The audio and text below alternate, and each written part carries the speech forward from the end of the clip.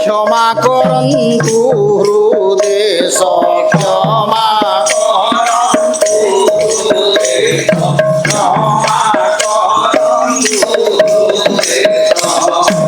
হরিয়ছি যাহা দোষ ক্ষমা করন্তু হৃদেশ ক্ষমা করন্তু হৃদেশ ক্ষমা করন্তু হৃদেশ যেনে চাহে তেনে শূন্য যেনে চাহে তেনে শূন্য আগো যেনে চাহে তেনে শূন্য তুমরি বিহুনে মরি রাখি মরি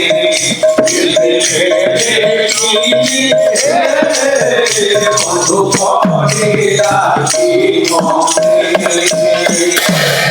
হৃদ সংজ্ঞার মন হে বিরঞ্চি নারায়ণ হে বিরঞ্চি নারায়ণ হে বিরঞ্চি নারায়ণ ক্ষণে ন ভুলু এ মন ক্ষণে ন ভুলু এ মন ক্ষণে ন ভুলু এ মন ক্ষণে ন ভুলু এ মন তুমরি বিহুনে বন্ধু মরি রাখি মনে বেড়ে কি হে বন্ধু পড়ি লাগি মনে বেড়ে কি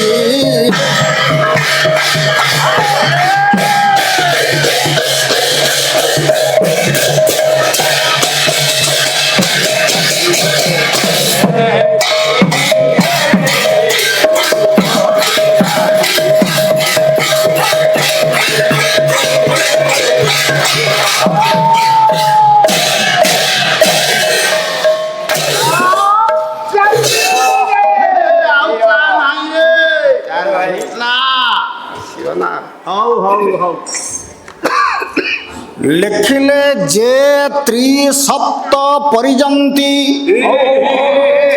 বিশ্বরূপাণি বিভ্রত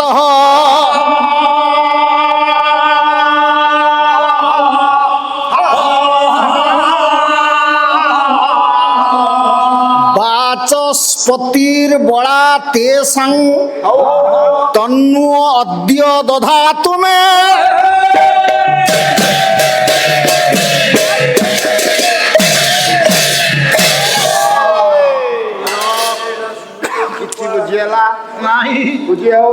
সম্মানাস্পদ বিবুধ মণ্ডলী পালাপ্রেমী সাহিত্যপ্রেমী কলাপ্রেমী বন্ধুগণ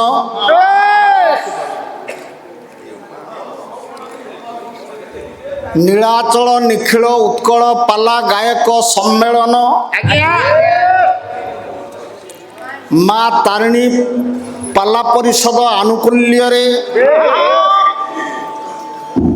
অনুষ্ঠিত হইতিবা পাল্লা সম্মেলনর এবং উপস্থিত হইতিবা সমস্ত গায়ক আচার্য গায়িকা আচার্যা সঙ্গীত মহোদয় গায়ক মহোদয় সমস্তଙ୍କର উপস্থিতি এଠାରେ যৎকিঞ্ଚିত রহিছি মঙ্গল কামনা করিবা উদ্দেশ্যরে গোটিଏ বেদ মন্ত্র आपण मानकर कर्ण को सुनाई देछि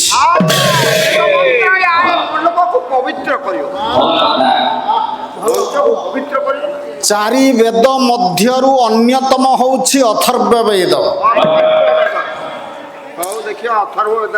अथर्व वेदर दुईटी शाखा मध्यरु गोटिए शाखार प्रथम मंत्र को मु नहीं आसीछि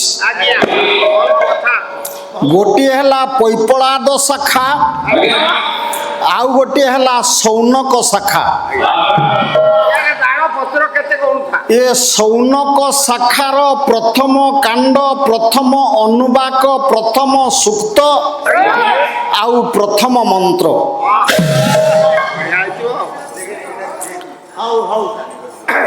ଏ ମନ୍ତ୍ର ଉପରେ ଆଚ୍ଛା ଅନେକ କିଛି ତର୍ଜମା କରାଯାଉଥିଲେ ମଧ୍ୟ ମଧ୍ୟ କେବଳ ସରଳ ଆକାରରେ ହଉ ଆଜ୍ଞା ମନ୍ତ୍ରାର୍ଥ କରି କରି ହଉ ମୁଁ ନୀରବ ହେବି। ଆଜ୍ଞା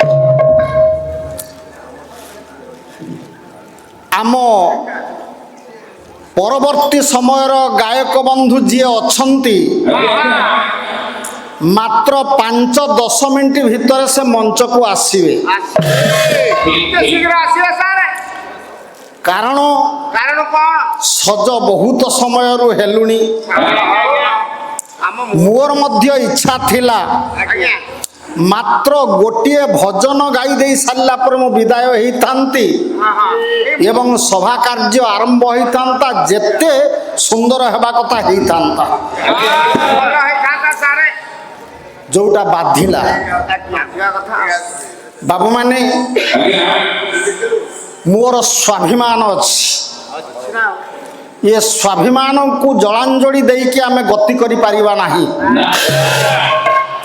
ବାବୁ, କଥା ପ୍ରସଙ୍ଗରେ ମୁଁ ଏ କଥାଟି କହିଦେଲି ଆଶୀର୍ବାଦ କରିବା ପାଇଁ, କଲ୍ୟାଣ କରିବା ପାଇଁ ଯେଉଁ ବେଦ ମନ୍ତ୍ରଟିଏ ଉଚ୍ଚାରଣ କରିଛି ଆପଣଙ୍କର କର୍ଣ୍ଣଗୋଚର ହେଇଛି, ହେଇଛି ବାସ୍ତବରେ ତାର ଅର୍ଥ ହେଉଛି କ'ଣ? କଣ ଯେ ତ୍ରିସପ୍ତ ପରିଜନ୍ତି ବିଶ୍ୱାଭୂତାନି ବିଭ୍ରତଃ।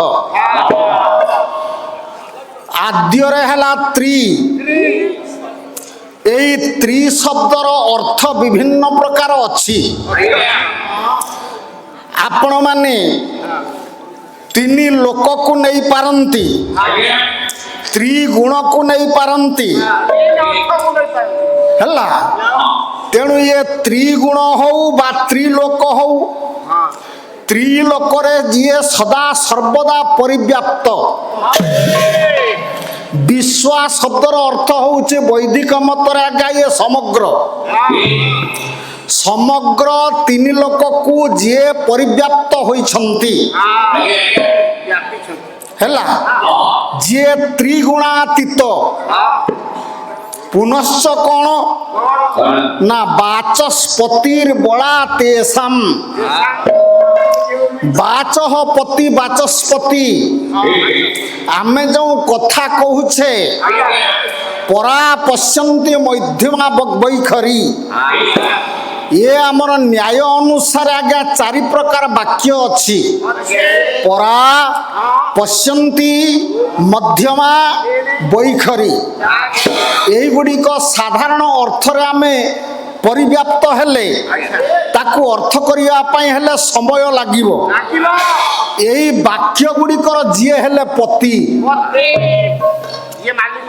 ଆମେ ଏ ଦେହ ଧାରଣ କରିଛେ, ଏ ଦେହ ଭିତରେ ଯେଉଁ ତତ୍ତ୍ୱଟିଏ ରହିଛି, ଆତ୍ମଶକ୍ତିଟିଏ ଅଛି, ସେଇ ଆତ୍ମଶକ୍ତି ପାଇଁ ଆଜି ଆମେ କଥାବାର୍ତ୍ତା କରିପାରୁଛେ। ଇଏ ବାକ୍ଶକ୍ତି ରହିଛି। ତେଣୁ ଏଇ ବାକ୍ଶକ୍ତିର ଯେଉଁ ପରମ ଦେବତା ସିଏ ହେଉଛନ୍ତି ଆଜ୍ଞା ପରମାତ୍ମା। ତାଙ୍କ ବିନା ଆମେ ଗୋଟିଏ ଶବ୍ଦ ମଧ୍ୟ ଉଚ୍ଚାରଣ କରିପାରିବା ନାହିଁ।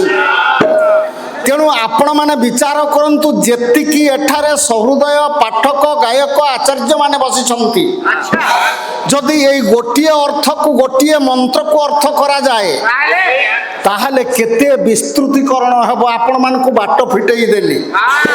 ମୋର ସେତିକି ଜ୍ଞାନ ନାହିଁ, କାରଣ ମୁଁ ମୟୂରଭଞ୍ଜର ଗାୟକ। ହେଲେ ମଧ୍ୟ ସ୍ୱାଭିମାନଟି ବଜେଇ ରଖିଲି। ମୋର ବାବୁମାନେ, ପଣ୍ଡିତ ମଣ୍ଡଳୀ, ଆଜି ଆପଣମାନଙ୍କର ସମକ୍ଷରେ କେତେ ସୁନ୍ଦର କଥାଟିଏ ହେଇଥାନ୍ତା।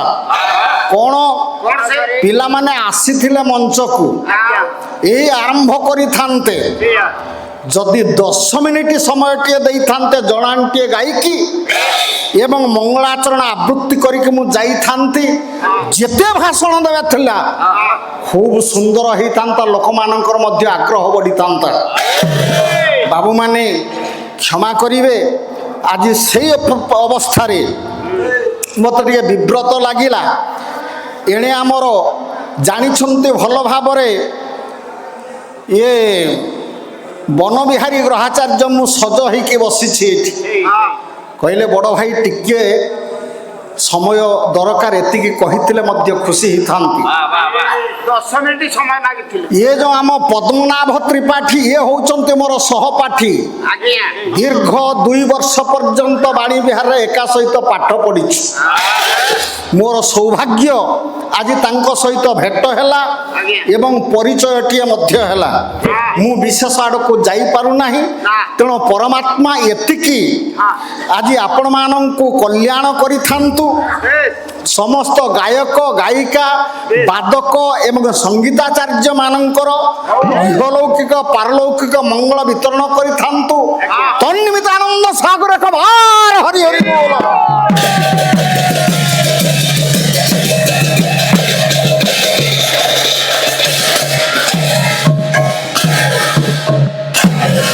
ମନ ଲାଗୁନାହିଁ। ଆଉ ମନ କୋଉଠି ଅଛି ଆଜ୍ଞା? ମା ତାରିଣୀଙ୍କର ପୀଠ ନିକଟରେ ଅଛି। ବିଦାୟ ନେବା ପୂର୍ବରୁ ମାଙ୍କ ଉଦ୍ଦେଶ୍ୟରେ ଗୋଟିଏ ପଦ ମୁଁ ଗାଇବି। ବାବୁରେ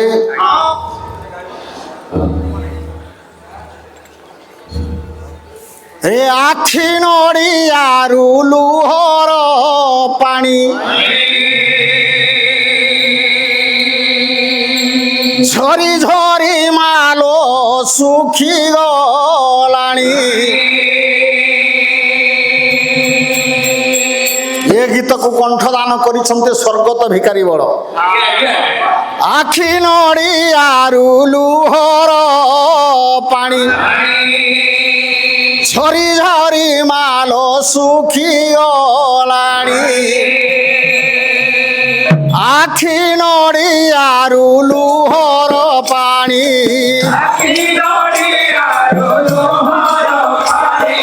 ଝରି ଝରି ମାଲୋ ଶୁଖି ଗଲାଣି।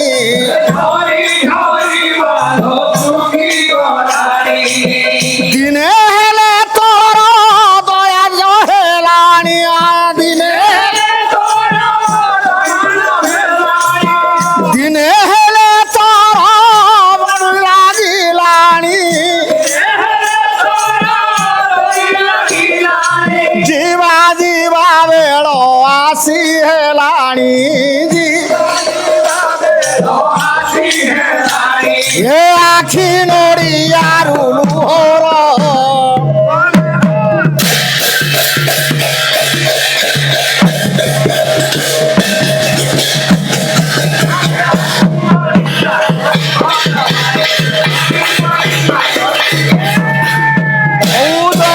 ନାରାୟଣ ପତିତ ପାବନ। ଏ ପତିତ ପାବନ ବାନା ଦିଅ ପ୍ରମାଣ। ହଉ ନାରାୟଣ ନାରାୟଣ ନାରାୟଣ ନାମ। ଏ ନାରାୟଣ ନାରାୟଣ ବୋଲି ଆଉ ଦିନ